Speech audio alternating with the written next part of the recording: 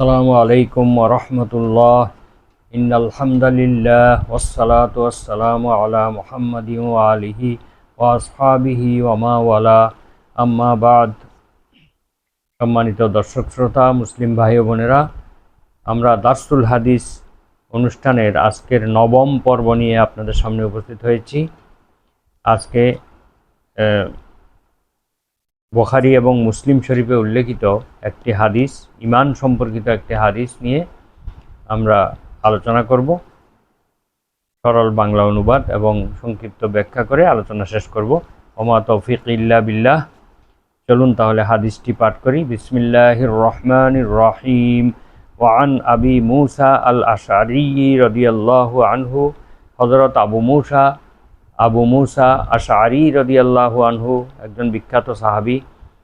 তিনি বলেন, ক্বালা রাসূলুল্লাহ সাল্লাল্লাহু আলাইহি ওয়াসাল্লাম, আল্লাহর রাসূল সাল্লাল্লাহু আলাইহি ওয়াসাল্লাম ইরশাদ করেছেন, সালাসাতুন লাহুম আজরান, তিন ব্যক্তি এমন রয়েছে তাদের জন্য দ্বিগুণ পুরস্কার রয়েছে। রাজুলুন মিন আহলিল কিতাবি আমানা বিনাবিয়্যিহি ওয়া আমানা বিমুহাম্মাদিন সাল্লাল্লাহু আলাইহি ওয়াসাল্লাম, প্রথম ব্যক্তি এমন ব্যক্তি যিনি আহলে কিতাবের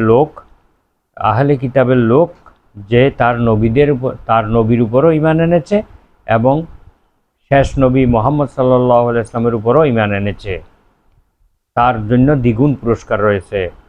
দ্বিতীয় ব্যক্তি হলো ওয়াল আব্দুল মামলুকু, আরেকজন হচ্ছে এমন একজন কৃতদাস, ইজা আদ্দা হাক্কাল্লাহি ওয়া হাক্কা মাওয়ালিহি, যে কৃতদাস আল্লাহর হকও আদায় করেছে, অর্থাৎ আল্লাহর ইবাদতও করেছে এবং তার মুনিবের দায়িত্ব পালন করেছে, মুনিবের হকও আদায় করেছে, অর্থাৎ তার মালিক যিনি তার হকও আদায় করেছে, তার জন্য দ্বিগুণ পুরস্কার রয়েছে।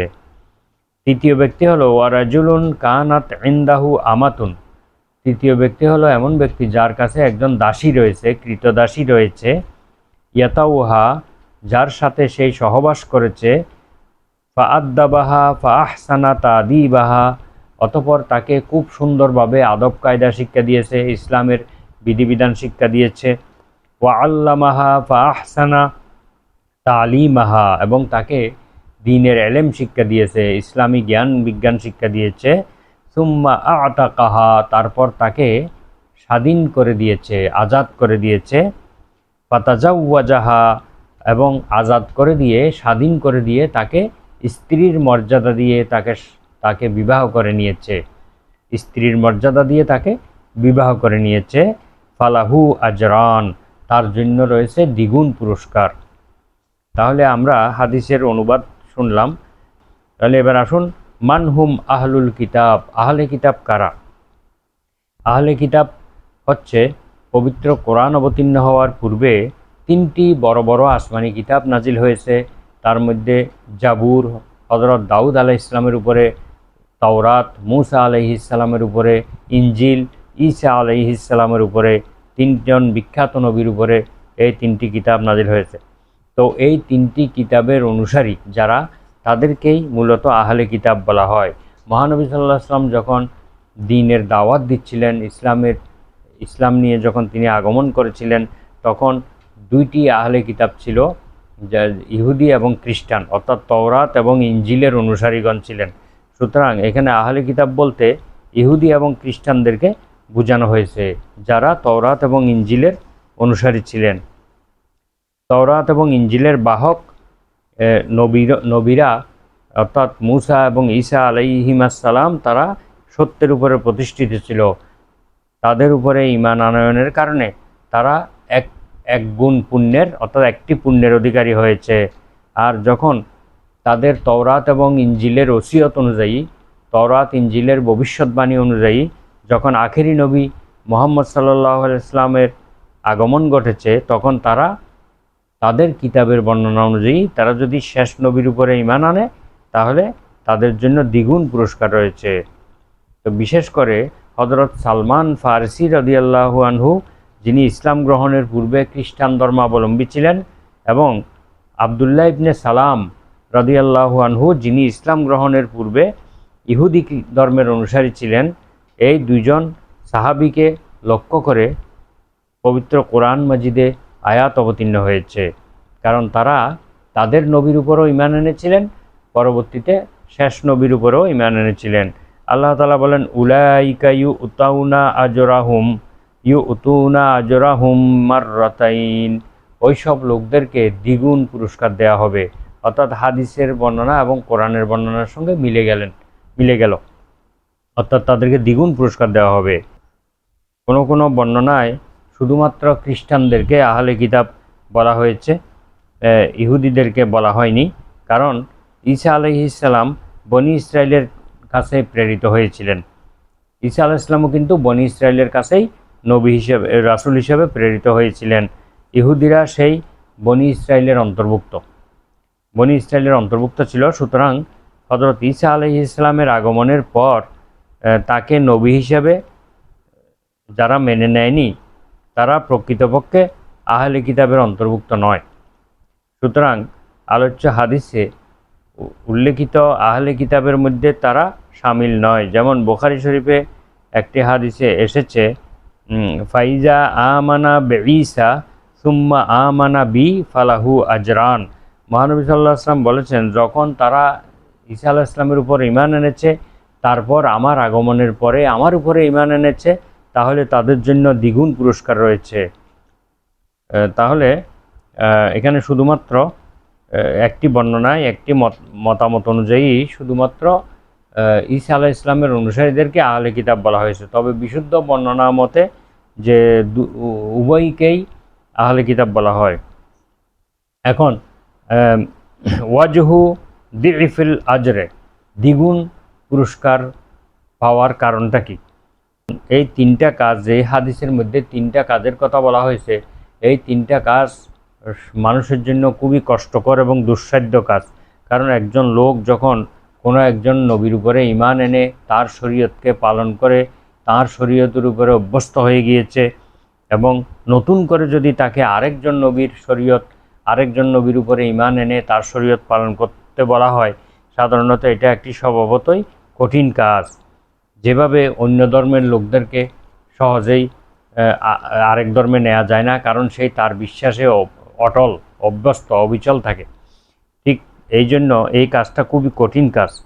তো এই জন্য যে ব্যক্তি এই নিজের নবীর উপরও ঈমান এনেছে এবং শেষ নবীর উপরও ঈমান এনেছে, যেহেতু দুজনই হচ্ছে আল্লাহর নবী, দুজনেই আল্লাহর বিধান নিয়ে এসেছিলেন, কিন্তু আল্লাহর একটি নির্দেশ হলো যে শেষ নবীর যখন আগমন ঘটবে, তখন প্রত্যেক নবী এবং নবীর অনুসারীগণ তাদের নিজ নিজ নবীর অনুসরণ ত্যাগ করে শেষ নবীর উপরে তারা ঈমান আনবে এবং তাকেই অনুসরণ করবে। এটা আল্লাহ তাআলা অঙ্গীকার নিয়েছিলেন, তাওরাত এবং ইনজিলে তাই লেখা ছিল।